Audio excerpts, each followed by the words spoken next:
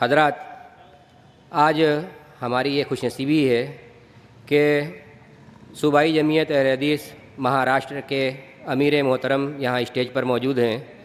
اگرچہ ان کا نام ہمارے اشتہار میں نہیں تھا، لیکن پھر بھی میری درخواست ہے شیخ سے کہ تشریف لے آئیں اور اپنے مختصر سے خطاب سے سامعین کو مستفید فرمائیں۔ السلام علیکم ورحمۃ اللہ وبرکاتہ۔ ان الحمد للہ نحمده ونستعینه ونستغفره ونعوذ باللہ من شرور انفسنا ومن سیئات اعمالنا من يهده اللہ فلا مضل له ومن يضلل فلا هادی له واشهد ان لا الہ الا اللہ وحدہ لا شریک له واشهد ان محمدا عبدہ ورسولہ۔ یا ایہا الذین آمنوا اتقوا اللہ حق تقاتہ ولا تموتن الا وانتم مسلمون۔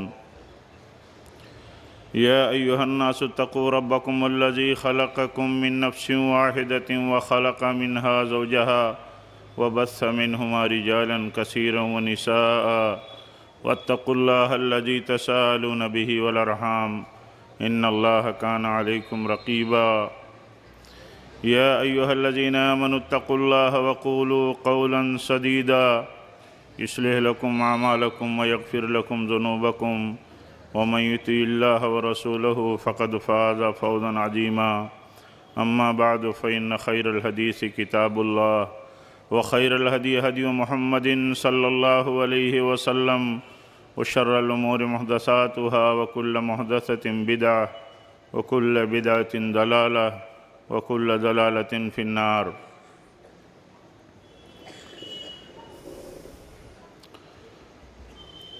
اتحاد ابناء سلفیہ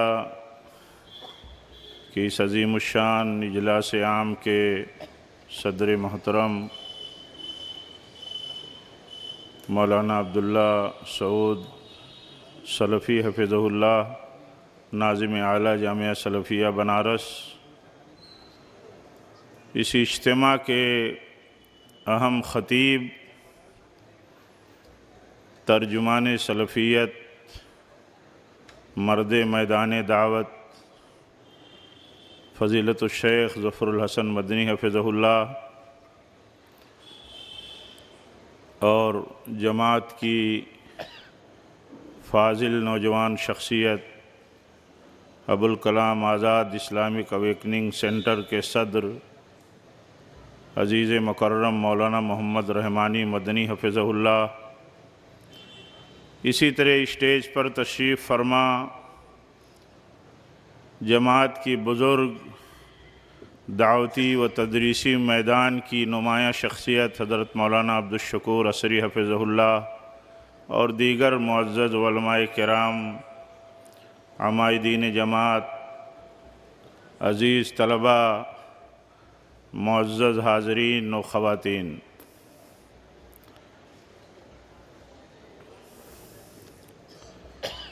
منفعت ایک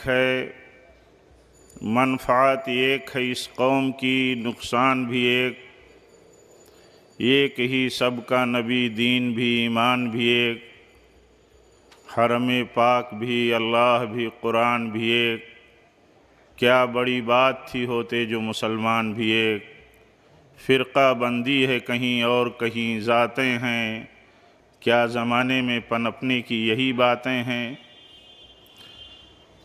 دینی بھائیوں،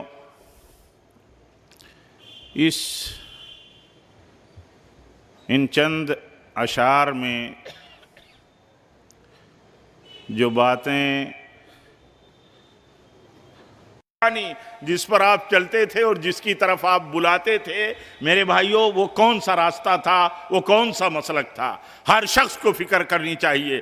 یہ اسٹیج جماعت اہل حدیث کا اور ابناء سلفیہ کی اتحاد کا یہ اسٹیج تمام مسلمانوں کو دعوت دیتا ہے، بالخصوص ہم کو اور آپ کو جو یہاں جمع ہوئے ہیں، کہ ہم اس کے لیے فکر کریں، ہم میں ہر شخص فکر کرے۔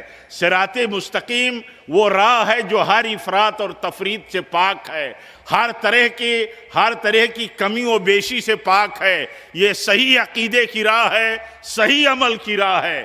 یہ صراط مستقیم رب العالمین کے ساتھ صحیح وفاداری کا ثبوت ہے کہ بندہ اس کی فکر کرے اور اس پر چلنے کی اور ثابت قدمی کی اللہ تعالیٰ سے دعا کرے۔ صراط مستقیم اس سچے منہج کو لازم پکڑنے کو کہا جاتا ہے جس کو استقامت کہتے ہیں۔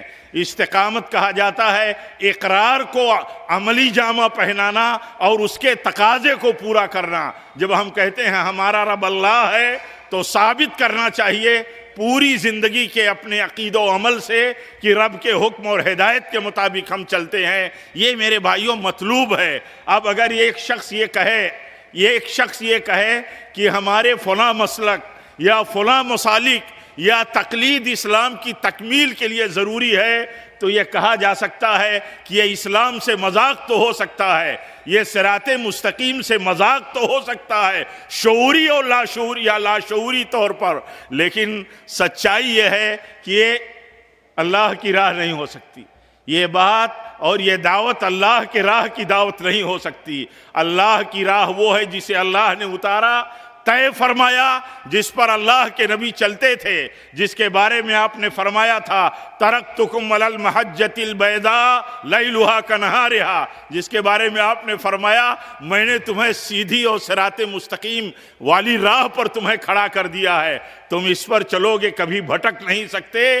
اتنی صراحتوں کے بعد بھی اگر آدمی کہے کہ مسلک سنت کے بعد کامیابی کے لیے تقلیدی مسلک ضروری ہے، مسلک دیوبند و مسلک اعلیٰ حضرت ضروری ہے، تو اسے فکر کرنی چاہیے۔ انہی چند کلمات پر میں بات اپنی ختم کرتا ہوں۔ اللہ تعالیٰ کے شکر کے ساتھ کہ اس نے آپ سے اتنے اہم لوگوں کے بیچ میں کم سے کم مجھے بھی یہ سعادت بخشی، اور اپنے معززین کا اور ناظم محترم اور صدر اجلاس کا اور اتحاد ابنائے سلفیہ کے ذمہ داروں کا، جنہوں نے میری تقریب میری کم علمی کے باوجود کی، اور آپ تمام حاضرین کا کہ آپ نے سماعت کیا۔ اللہ سے اس دعا کے ساتھ کہ رب العالمین ہم سب کے لیے اس مجلس کو مجلس سعادت و مغفرت بنائے، اور ہم سب کو مسلک سنت کا راہی بنائے۔